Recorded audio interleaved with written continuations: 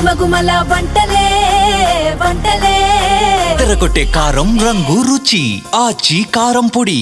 శాసనసభలో టీడీపీ ఎమ్మెల్యేలు కొందరు వ్యక్తిగత అజెండాలతో వివాదాస్పద వ్యాఖ్యలు చేస్తూ ప్రభుత్వాన్ని ఇబ్బంది పెట్టేలా వ్యవహరించడం, ఇష్టానుసారం మాట్లాడటంపై ముఖ్యమంత్రి చంద్రబాబు ఆగ్రహంతో ఉన్నారు. శాసనసభలో ఏం మాట్లాడాలో తెలీదా అంటూ పార్టీ ఎమ్మెల్యేలకు బొజ్జల సుధీర్ రెడ్డి, కూన రవికుమార్లకు క్లాస్ పీకినట్లు తెలిసింది. అసెంబ్లీ అనుకుంటున్నారా, పార్టీ సమావేశం అనుకుంటున్నారా అంటూ సీఎం తీవ్ర అసహనం వ్యక్తం చేసినట్లు సమాచారం. ముఖ్యమంత్రి చంద్రబాబు కొందరు మంత్రుల దగ్గర సభలో కొందరు సొంత పార్టీ ఎమ్మెల్యేలు వ్యవహరిస్తున్న తీరును ప్రస్తావిస్తూ తీవ్రంగా మండిపడ్డారు. సభ వాయిదా పడ్డాక తనను కలిసేందుకొచ్చిన ఎమ్మెల్యేలు కూన రవికుమార్, బొజ్జల సుధీర్ రెడ్డిలపై ఆగ్రహం వ్యక్తం చేశారు. అసెంబ్లీలో ఏం మాట్లాడాలో, ఎలా మాట్లాడాలో తెలియదా అంటూ వారిద్దరికీ ఆయన క్లాస్ తీసుకున్నారు. సభ్యులు అలా వ్యవహరిస్తుంటే పార్టీ రాష్ట్ర అధ్యక్షుడిగా వారిని నియంత్రించాలి కదా అని ఆ సమయానికి అక్కడే ఉన్న పల్లా శ్రీనివాస్ కు ఆయన గట్టిగా చెప్పినట్లు తెలిసింది. మొన్న శాంతి భద్రతలపై సుధీర్ రెడ్డి తదితరులు వ్యక్తిగత అంశాల్ని ప్రస్తావిస్తూ ప్రభుత్వాన్ని నిలదీసేలా మాట్లాడడం, శాంతి భద్రతల నిర్వహణ ప్రభుత్వానికి చేతగావడం లేదన్నట్లుగా కొందరు సీనియర్ సభ్యులు వ్యాఖ్యానించడంపై సీఎం ఆగ్రహం వ్యక్తం చేసినట్లు సమాచారం. కాలుష్య నియంత్రణ మండలి వ్యవహారంలో ప్రభుత్వాన్ని ఇరుకున పెట్టేలా బొండా ఉమామహేశ్వరరావు చేసిన వ్యాఖ్యలపైన సీఎం ఆగ్రహం వ్యక్తం చేసినట్లు తెలిసింది. పార్టీ ఎమ్మెల్యేలు కొందరు గీత దాటి మాట్లాడుతున్నారని ఆయన మండిపడ్డారు. ప్రజల సమస్యల గురించి చర్చించాల్సిన చోట వ్యక్తిగత అంశాల ప్రస్తావనేంటి అంటూ ఆగ్రహం వ్యక్తం చేసినట్లు తెలుస్తోంది. ఓ సీఐ బదిలీ గురించి సుధీర్ రెడ్డి సభలో ప్రభుత్వాన్ని తప్పుబడుతూ మాట్లాడడమేంటని నిలదీసినట్లు సమాచారం.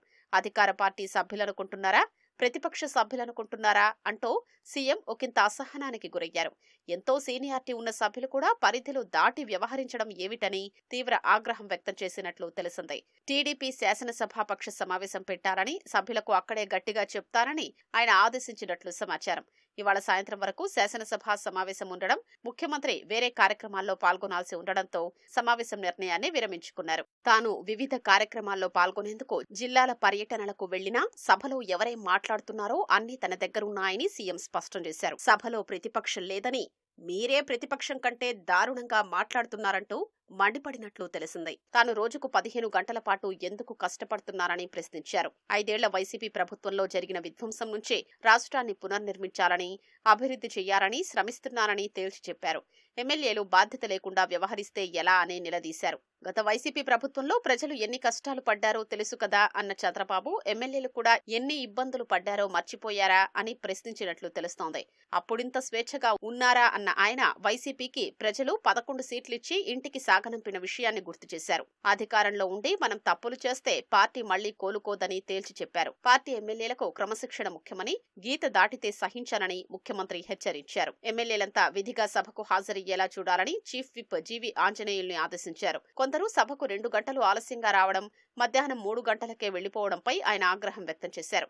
ఎమ్మెల్యేలు సభ మొదలవడానికి 5 నిమిషాల ముందే ఉండాలని, సభ ముగిసిన తర్వాతే వెళ్లాలని స్పష్టం చేశారు. అసెంబ్లీ ఒక దేవాలయమని, సభ్యులంతా క్రమశిక్షణతో మెలగాలని సీఎం హితబోధ చేశారు. వారు సమయపాలన పాటించేలా చూడాల్సిన బాధ్యత విప్లదేనని తేల్చి చెప్పారు.